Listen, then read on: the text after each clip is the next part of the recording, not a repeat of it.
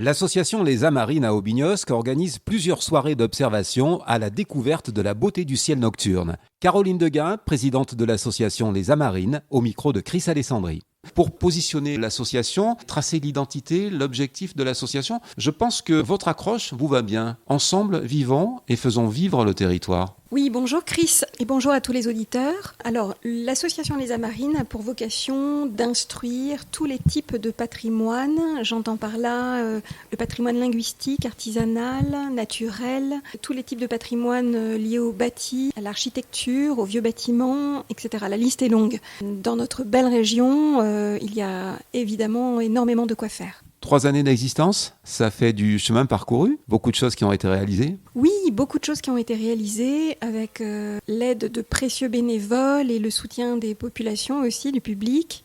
Merci encore à tous les gens qui sont venus à tous nos événements culturels. L'idée pour nous est de faire vivre le territoire, en effet, comme tu l'as souligné, et on essaie de s'y employer le mieux possible. Voilà, donc toutes les forces vives sont les bienvenues et toutes les idées aussi. Parmi les actions menées, la quinzaine de l'eau, une belle réussite, mais également au niveau de la réflexion même, c'est quelque chose de très très positif puisque l'impact est là. Oui, alors la quinzaine de l'eau, c'était en juin dernier. C'était une première pour de nombreuses associations de patrimoine. Je vais m'expliquer un petit peu.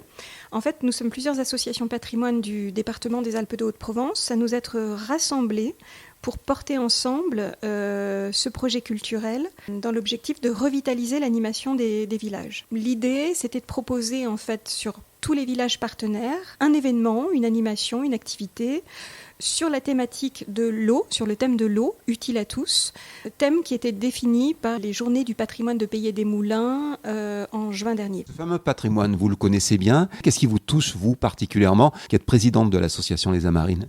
Alors, c'est une très bonne question et du coup, ça me laisse sans voix. En fait, d'aussi loin que je me souvienne, j'ai toujours été intéressée par l'histoire, par les racines, par l'héritage, par la généalogie, par le passé, tout en vivant le présent et en imaginant le futur évidemment. Mais il n'y a rien de poussiéreux là-dedans en fait. J'ai envie de dépoussiérer cette image qu'on a du patrimoine parce que c'est tout le contraire. En fait, l'idée, dans cet intérêt que j'ai depuis toujours de sauvegarder le patrimoine, pour moi il est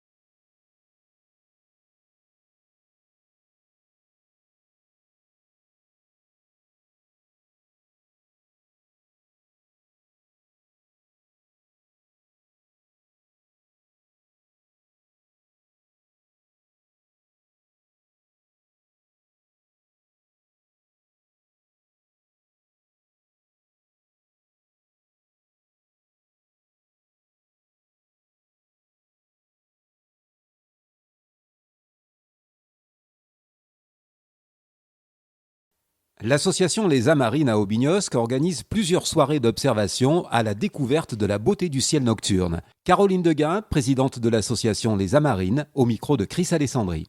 Pour positionner l'association, tracer l'identité, l'objectif de l'association, je pense que votre accroche vous va bien. Ensemble, vivons et faisons vivre le territoire. Oui, bonjour Chris et bonjour à tous les auditeurs. Alors, l'association Les Amarines a pour vocation d'instruire tous les types de patrimoine. J'entends par là le patrimoine linguistique, artisanal, naturel, tous les types de patrimoine liés au bâti, à l'architecture, aux vieux bâtiments, etc. La liste est longue. Dans notre belle région, il y a évidemment énormément de quoi faire. 3 années d'existence, ça fait du chemin parcouru, beaucoup de choses qui ont été réalisées. Oui, beaucoup de choses qui ont été réalisées avec l'aide de précieux bénévoles et le soutien des populations aussi, du public.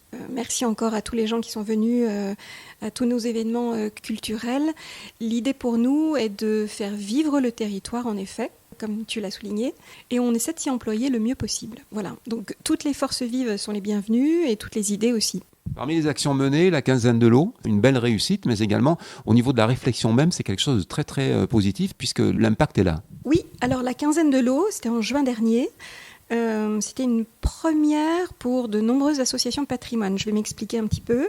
En fait, nous sommes plusieurs associations patrimoine du département des Alpes de Haute-Provence à nous être rassemblées pour porter ensemble ce projet culturel dans l'objectif de revitaliser l'animation des villages. L'idée, c'était de proposer en fait sur tous les villages partenaires un événement, une animation, une activité sur la thématique de l'eau, sur le thème de l'eau, utile à tous, thème qui était défini par les Journées du patrimoine de Pays des Moulins en juin dernier. Ce fameux patrimoine, vous le connaissez bien. Qu'est-ce qui vous touche, vous particulièrement, qui êtes présidente de l'association Les Amarines ?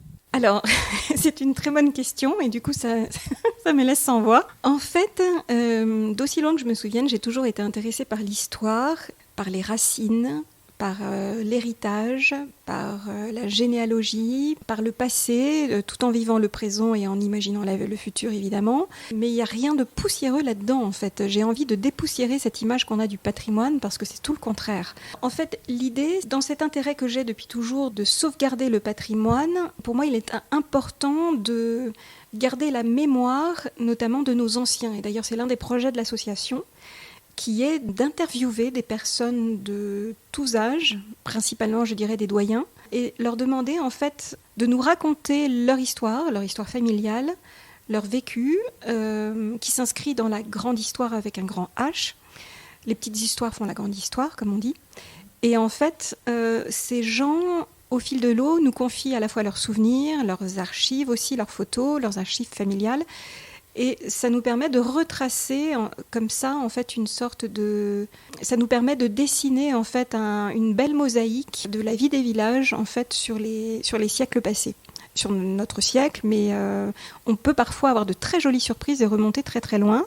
Et c'est assez passionnant de rencontrer tous ces gens qui ont finalement beaucoup de choses à dire, parce qu'on a tous beaucoup de choses à dire finalement. Alors il y a beaucoup de réflexions dans ce que vous apportez. Comment est perçu ce message, cette façon que vous avez peut-être de présenter certains événements? Le public, comment réagit-il? Alors, le maître mot pour nous, c'est faire ça dans la joie et la bienveillance. Et c'est sérieux, mais en même temps, on ne se prend pas au sérieux. C'est-à-dire qu'en fait, on s'adresse au grand public, donc à la fois aux enfants, aux adultes, mais aussi à des néophytes, à des gens un peu plus experts.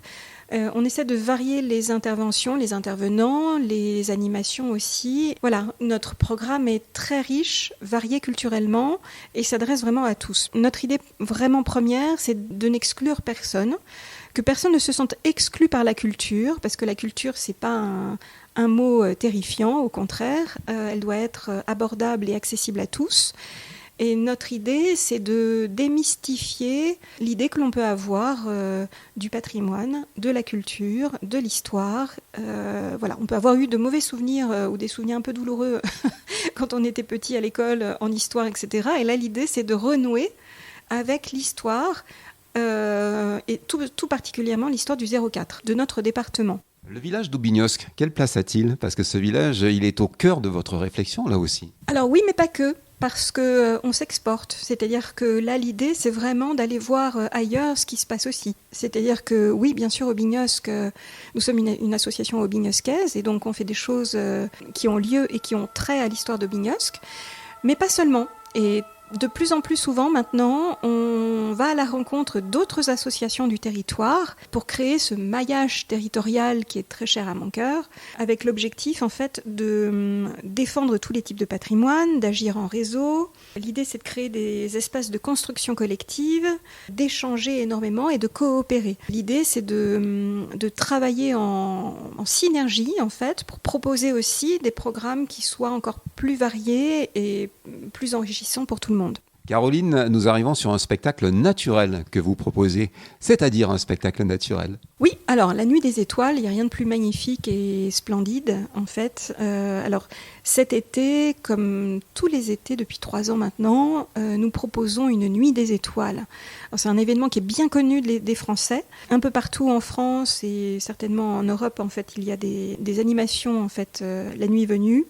L'idée, c'est d'offrir aux gens une expérience sous les étoiles, une soirée d'observation du ciel profond, pour voir les planètes du type Mercure, Saturne. Je vais m'arrêter là parce que je ne suis pas une experte en astronomie et je pense que je vais faire bondir certaines personnes.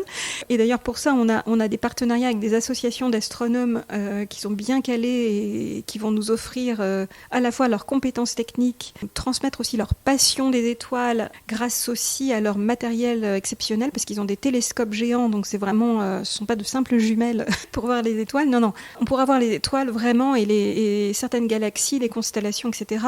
Ah, puis il y a quelque chose de magnifique aussi, c'est la nuit des Perséides. C'est-à-dire que le mois d'août, il y a une concentration d'étoiles filantes. Il y a des pluies comme ça d'étoiles filantes dans le ciel que l'on peut voir à l'œil nu, là, cette fois-ci. Et c'est absolument magnifique, fabuleux. Vous faites appel à plusieurs communes également, vous travaillez en collaboration. Oui, alors là aussi, on a choisi de se réunir. On est 3 associations. Donc il y a Au pied du mur de Malfougas, Montlot. Il y a l'association Valorisation du patrimoine de Mirabeau, du côté de la vallée de Thoar. Et puis nous, les Amarines à Aubignosc, nous allons proposer 3 nuits. Alors, l'une de ces nuits a eu lieu hier. La prochaine a lieu à Mirabeau le 12 août, le lundi 12 août. Et le samedi 24 août, ce sera à Aubignosc. L'idée vraiment, c'est de vous offrir, par ces collaborations multiples, en fait, c'est de vous offrir en fait un éventail de possibilités pour que vous puissiez profiter à la fois d'un enseignement, d'une pédagogie, d'un savoir fascinant et en même temps d'un spectacle aussi merveilleux. Caroline, comment ça va se dérouler, le programme ? Alors, le programme, on propose à tout le monde de se réunir en fait pour un grand pique-nique tiré du sac vers 19h30, 20h, samedi soir, le 24 août. Et vers 21h45, quelque chose comme ça, au moment où la nuit tombe vraiment, en fait, on va pouvoir se lancer dans l'observation du ciel. Voilà. Donc nous aurons la chance d'avoir 4 animateurs de 2 associations d'astronomie, 4 animateurs, donc 4 spots, 4 télescopes géants pour pouvoir, par petits groupes, observer le ciel. Tout ça dans la bonne humeur, ça se fera dans un grand champ que nous prête un très généreux agriculteur sur Aubignosc, monsieur Éric Moulet, que je salue vraiment beaucoup, qui a eu la gentillesse de nous prêter son champ pour la soirée. Alors, petit conseil bien sûr, logistique, venez avec des couvertures, des plaids ou des transats, des petites chaises pliantes, etc. Non seulement parce que la nuit risque d'être longue, c'est une festivité qui va nous emmener jusqu'au bout de la nuit, jusqu'à 1h du matin à peu près, mais aussi surtout parce que c'est un champ de blé qui vient d'être moissonné et le blé coupé, ça pique un peu. Après, on va prévoir, nous, une petite buvette où on proposera quelques boissons fraîches pour la soirée. Je vous invite tous à venir avec votre glacière parce que la route est bitumée jusqu'au champ. Le lieu de rendez-vous est un champ donc prêté par Éric Moulet qui se situe donc à Aubignosc, route du plateau. C'est le lieu-dit Les Rouvières, donc c'est après la Ponchonnière pour ceux qui connaissent un petit peu. Et voilà, alors ce sera très bien balisé, on va mettre une signalétique en place quelques jours avant l'événement, donc vous allez nous trouver très facilement. Venez avec vos glacières et vos couvertures et on va passer une très belle soirée ensemble. Pour toute réservation, renseignements sur l'événement ? Oui, on vous donne rendez-vous le samedi 24 août à Aubignosc, route du plateau à Aubignosc, au lieu-dit Les Rouvières. Vous pouvez me contacter au 06 50 72 37 67. Il y a aussi une page Facebook de l'association où vous trouvez toutes les informations en fait, concernant l'événement et tout ce que l'on fait en général. Je vous rappelle aussi que le 12 août, un peu plus tôt, pour ceux qui sont pressés en fait, de voir les étoiles, le lundi 12 août à Mirabeau. Mirabeau, c'est près de Thoard. L'événement est gratuit, il est offert par l'association. Et pour Mirabeau, c'est 5 € l'entrée pour les adultes. Et je vous conseille vivement Mirabeau aussi parce que Claude Plan, le président de l'association de Mirabeau, est un homme extrêmement gentil, généreux, chaleureux. Je vais remercier les Yeux au ciel qui travaillent avec Malfougas Monlot. Je vais citer aussi les nouveaux astronomes de Seine-les-Alpes, la NASA de Seine-les-Alpes, qui travaillent avec Mirabeau le 12 août. Et enfin, pour Aubignosc, je salue les 2 associations, les astronomes gassindistes de Chantercier, près de Digne, et l'association Astrobo, qui se trouve à Reillanne, toujours dans les Alpes de Haute-Provence. Et l'organisatrice, qu'est-ce qu'elle attend de cette soirée ? Alors, beaucoup de public, des gens gentils, chaleureux, qui vont respecter les lieux et qui vont passer un très très bon moment avec nous et peut-être même adhérer à l'association. Là, ça serait super d'avoir là aussi de nouveaux bénévoles ou de nouveaux sympathisants. J'aspire à voir aussi de très belles choses dans le ciel et j'espère que la météo sera avec nous. Samedi 24 août, une bonne soirée et un grand merci, Caroline. Merci Chris, c'est toujours un plaisir.